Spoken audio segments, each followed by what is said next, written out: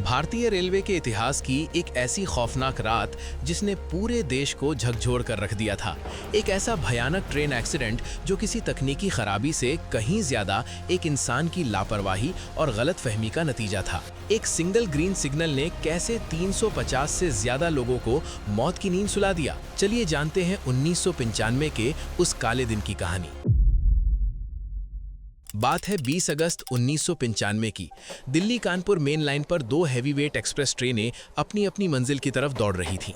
आगे थी कानपुर से छूटी कालिंदी एक्सप्रेस और उसी ट्रैक पर उसी दिशा में पीछे से तूफानी रफ्तार से आ रही थी पुरी से चली पुरुषोत्तम एक्सप्रेस। रात का समय था। कालिंदी एक्सप्रेस फिरोजाबाद के करीब पहुंच रही थी कि तभी अचानक अंधेरे में एक गाय ट्रेन से टकराई। झटका इतना जोरदार था कि ट्रेन के वैक्यूम ब्रेक के पाइप टूट गए।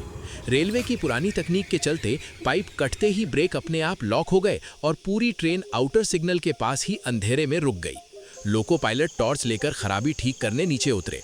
ऐसे वक्त में रेलवे का कड़ा नियम है कि ट्रेन के गार्ड को पीछे जाकर ट्रैक पर खतरे वाले डेटोनेटर लगाने होते हैं ताकि पीछे से आने वाली किसी भी गाड़ी को अलर्ट किया जा सके। लेकिन बदकिस्मती से उस रात ऐसा कुछ नहीं हुआ। उधर फिरोजाबाद स्टेशन के केबिन में ड्यूटी पर तैनात कर्मचारी गोरेलाल एक बहुत बड़ी गफलत का शिकार हो गया। बिना किसी कंफर्मेशन के उसे लगा कि कालिंदी एक्सप्रेस स्टेशन क्रॉस करके आगे जा चुकी है। इसी गलतफहमी में उसने बिना ट्रैक चेक किए पीछे से 100 किलोमीटर प्रति घंटे की स्पीड में आ रही पुरुषोत्तम एक्सप्रेस को सीधा ग्रीन सिग्नल दे दिया। घड़ी में रात के 2:54 हो रहे थे। 100 की खौफनाक स्पीड और सामने अचानक कालिंदी एक्सप्रेस की लाल बत्तियां।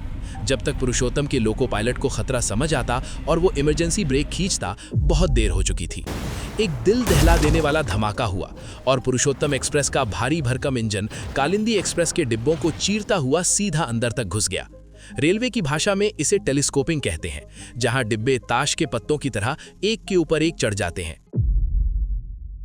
मंजर इतना डरावना था कि अगली सुबह की रोशनी में इसे विदेशी मीडिया ने इसे जंगल ऑफ डेथ यानी मौत का जंगल नाम दिया। इस दर्दनाक हादसे में 358 से ज्यादा लोगों ने अपनी जान गंवा दी।